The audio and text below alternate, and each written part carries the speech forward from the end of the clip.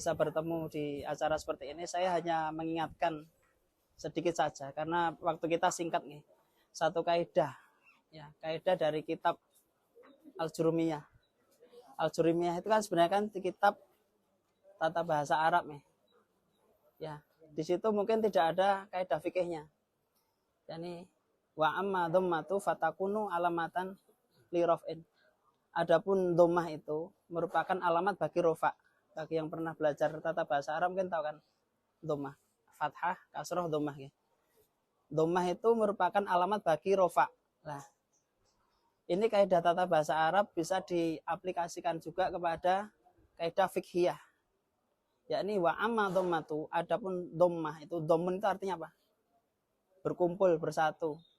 Ya, kalau kita mau berkumpul, bersatu, mau mendengarkan keluh kesah atau juga siap curhat juga ya tentang keluh kesah kita kepada kawan-kawan atau kepada orang-orang lain tanpa banyak pilih-pilih, fatakunu alamatan li raf'in.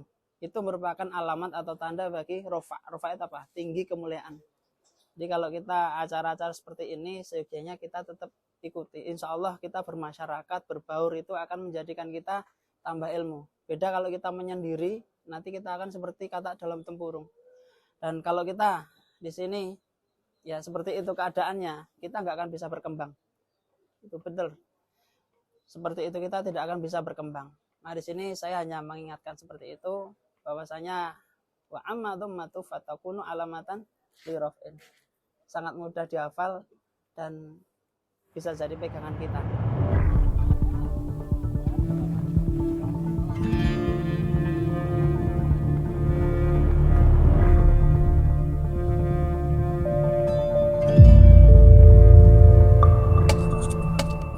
Gitu Pak. Jadi saya baca tuh statementnya Pak Wapres gitu loh, bahwa anak-anak yang menjadi korban dari kasus-kasus terorisme ini harus ditangani oleh negara. Saya baca itu ada di liputan tematik Kompas, itu ada Kompas tanggal hari Senin tanggal 13 bulan Februari ini. Itu 80% kalau nggak salah itu bahasannya tentang anak-anak napiter semua di situ. Saya alhamdulillah paling tidak negara hadir. Ya, negara hadir.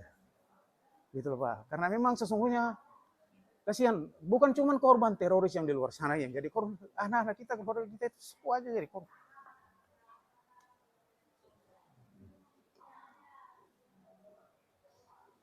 Anak-anak kita juga bagian dari korban itu Pak sebenarnya gitu. Makanya ketika saya baca itu, alhamdulillah paling tidak negara hadir gitu. Apa yang kemudian Pak Jokowi sampaikan tentang permintaan maaf terhadap pelanggaran HAM masa lalu, paling tidak negara juga hadir untuk kasus-kasus terorisme ini, bukan cuma untuk pelanggaran HAM masa lalu yang sudah disampaikan oleh Presiden. Saya bilang ini waktunya kemudian Indonesia maju sebagai sebuah negara modern. Insya Allah ini pijakannya di sini, kita mulai dari sini Pak. Gitu. Jadi saya tidak berharap terlalu banyak dari Pak MUI, Bapak-bapak dari MUI, karena saya tahu MUI juga cuma sebuah ormas ya. Ada bagian daripada negara seperti BNPT, Densus yang kemudian sudah menyuarakan ini, menyampaikan ini ke atas. Saya yakin itu teman-teman Densus, teman-teman BNPT sudah berulang kali menyampaikan tentang aspirasi kita yang dari permisalan ini terutama. Tapi sampai saat ini kebijakan itu belum ada. Mudah-mudahan insya Allah, meskipun cuma sebuah ormas, tapi saya yakin kalau kemudian kita masuk lewat pintu yang pas, insya Allah bisa berhasil Pak. Jadi itu tadi Pak. Kalau kemudian saya sesungguhnya tentang Mas Ato ini Pak, kemarin dia kan jebolan dari sini Pak. Saya agak ragu dengan dia sebenarnya. Ini jujur Pak, saya kasih tahu. Tapi ketika tadi saya lihat dia datang, saya bilang Masya Allah. Nggak bohong kita tentang permisalan ini Pak, benar. Saya lihat dia, saya bangga sekali. Saya bilang, akhirnya berhasil juga. Yang lolos dari sini, saya ragu sama dia kemarin Pak. Itu. Tapi ketika saya lihat dia tadi, saya bilang, alhamdulillah paling tidak. Permisan menunjukkan bahwa ini loh. Alumni kita ini. Saya tidak perlu bicara banyak Pak, lihat buktinya, lihat hasilnya. Keluarkan kita dan lihat, insya Allah lebih bagus daripada yang ini Pak.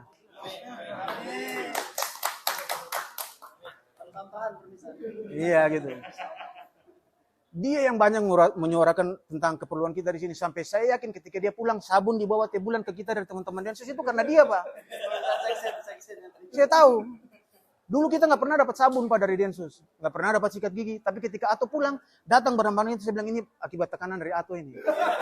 Iya, daripada bom di luar bunyi lagi, mending teman-temannya diperhatikan di sini. Alhamdulillah saya yakin itu. Makanya tadi ketika saya lihat dia datang, Alhamdulillah. Ini Pak, ini produk dari Permisan Murni. Dia bersama-sama kita dari susah kita sampai sekarang dia udah senang dan kita tetap susah Pak. Gitu. Insya Allah mudah-mudahan dia tetap ingat kita. Gitu Pak. Jadi saya cuma mau mendudukan itu aja Pak. Tentang persepsi kooperatif itu. Dari dulu kita sebenarnya kooperatif Pak. Kita ini cuma karena korban situasi saja. Bukan karena kita yang menciptakan situasi, tapi kita korban dari situasi. Lalu kemudian sekarang ketika situasinya berubah, kita juga berubah Pak gitu.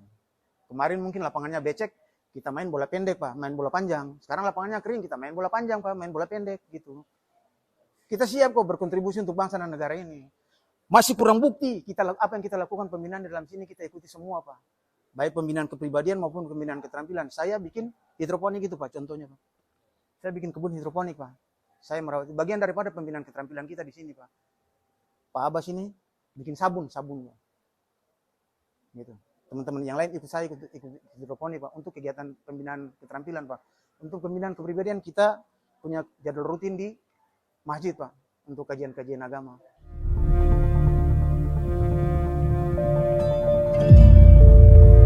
Program yang antum lakukan ini baik, terus didorong. Artinya antum jangan sukan-sukan juga datang ke lapas untuk mengikat hubungan dengan teman-teman yang ada di dalam ini. Karena nggak mustahil nanti kita pun akan sama-sama dengan kalian kan gitu.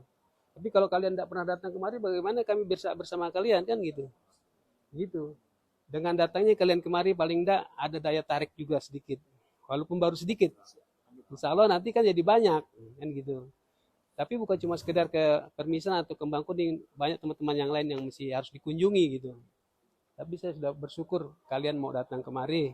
Karena keluarga saya sendiri juga nggak pernah datang kemari, gitu. Artinya terima kasih banyak atas kunjungan Bapak kemari. Kunjungan itu sesuatu yang istimewa buat saya, gitu. Saya ucapkan terima kasih jazakallahu khairan. Insya Allah kedepannya lebih baik lagi. Gitu.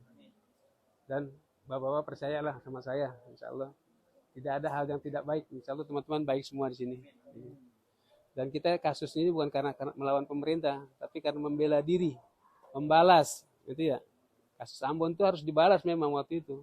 Cuma salahnya saya balasnya di Jakarta gitu. Jadi orang Ambon saya bantai semua Jakarta. Gitu. Bukan pemerintah, nggak ada hubungan dengan pemerintah. Kenapa saya membalas orang Ambon di Jakarta? Karena mereka kepalanya di sana, ekornya di Ambon. Dan saya pun juga tidak punya program untuk seperti itu. Karena saya melihat langsung di Tobelo, ibu-ibu dan anak dibantai. Bagaimana saya tidak bisa membalas? Harus saya balas itu, gitu. Gak ada yang, siapapun yang mengalami di sana pasti akan berbuat seperti itu. Itu saksi yang sama saya Dr. Yose itu. Itu saya ngangkatin mayat jadi arang Pak. Dari situ tadi saya datang ke sana cuma untuk sukarelawan membantu para pengungsi segala macam. Tapi begitu lihat di sana keadaannya seperti itu, saya jadi kembali tumbuh lagi semangat saya yang dulu. Dulu saya pernah berperang juga. Gitu. Jadi itulah akhirnya jadi begini. Karena saya balasnya di Jakarta. Orang Ambon di Jakarta saya balas. Tapi insya Allah ke depannya tidak akan terulang lagi. Gitu. Karena itu satu kesalahan insya Allah ya kan. Dan teman-teman yang di luar mudah-mudahan tetap kompak dan bersatu. Bagaimana kita membuat program-program yang positif untuk membantu program pemerintah ini. Saya rasa cukup. Wakuminku. Assalamualaikum warahmatullahi wabarakatuh.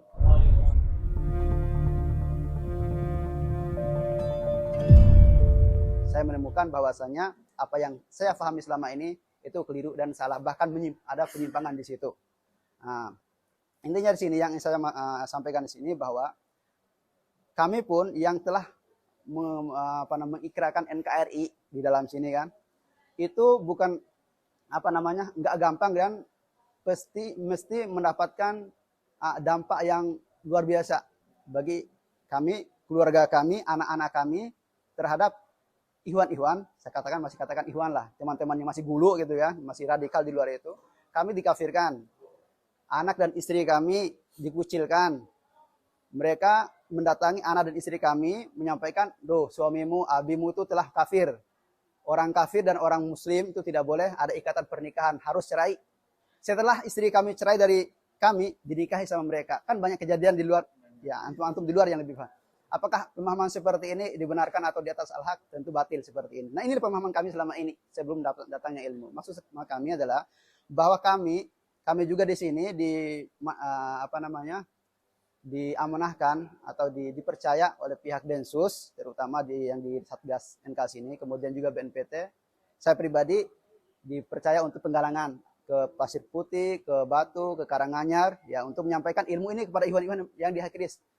Secara umum setelah saya berdiskusi, berdialog dengan ikhwan-ikhwan yang katanya masih keras seperti itu di Hakris ini, secara umum mayoritas mereka, kalau saya menilai sekitar 90% mereka minimal tawakuf setelah mereka mendengarkan ilmu ini. Maksudnya tawakuf ini tidak berani lagi mengkafirkan kami. Ya. Sekitar 70% ada keinginan untuk NKRI. Kenapa? Sebelumnya kita itu tidak paham tentang ilmu ini. Kita itu di doktrin harus pelajari seperti ini nih. Nggak boleh yang lain, nggak boleh. Harus seperti ini. Nah, setelah Allah Subhanahu wa taala memberikan ilmu pengetahuan kepada kita, membuka wawasan kita, ternyata kebenaran itu bukan dimonopoli oleh kelompok kita. Ya, katakan bukan monopoli ISIS gitu ya, bukan monopoli kelompok-kelompok atau individu tertentu. Kebenaran itu hak mutlak Allah. Siapapun mesti ada kebenaran di situ. Makanya kita mulai terbuka untuk mempelajari agama ini. Intinya bahwa teman-teman yang di Hakris yang sudah mengambil NKRI atau sudah menyatakan kooperatif kepada negara ini, yang pertama bahwa di penjara ini kan masalah referensi buku-buku marojinya itu kan terbatas, ya. Hanya sekedar mereka diskusi dengan kami kan. Nah, setelah mereka turun ke Besi misalnya kan, ya. Kemudian apalagi ke Madiun seperti ini, itu terbatas buku-buku referensi. Meskipun mungkin di Besi banyak buku-buku yang difasilitasi oleh pihak Densus, ya, di Besi. Ya, di sana juga saya menambah banyak ilmu pengetahuan tentang masalah persoalan ini. Ya. Namun dari itu pun belum cukup sebenarnya. Belum cukup karena ilmunya luas. Apalagi ikhwan-ikhwan di Hakris yang pemahaman lamanya itu kental, bahkan mereka tuh banyak referensi buku-buku yang mempelajari, ya, buku-buku yang difahami oleh mereka. Mesti ada buku-buku ataupun ilmu-ilmu yang bisa membatalkan atau pemahaman lama itu, ya. Itu harus ada referensi terutama kitab-kitab yang bagi iwan-iwan yang per ustad-ustad yang berbahasa Arab seperti itu, supaya mereka lebih meyakinkan mereka ini loh bukan hanya terjemahan seperti itu, ya. Kemudian juga bukan hanya kita di sini iwan-iwan yang NKRI di lapas, tapi keluarga-keluarga kita perlu juga ada bacaan mereka, ataupun mungkin setidaknya dari pihak yayasan-yayasan seperti Yayasan The Bintar ini, mungkin datangilah keluarga-keluarga kita yang tertekan oleh orang-orang radikal itu, menyampaikan ini bukunya seperti ini, referensi seperti ini nih, suamimu itu, anakmu itu, saudaramu itu melakukan hal itu bukan atas dasar hawa nafsu, bukan ikut-ikutan, tapi karena ada ini jelas atas kebenaran ataupun ada marojinya, ada dalilnya seperti itu. Kami minta bantuan juga kepada teman-teman di luar untuk ke keluarga kami, ke istri-istri kami, ya, bukan dari pihak Densus atau BNPT ataupun yayasan-yayasan yang yang bernotabene berada di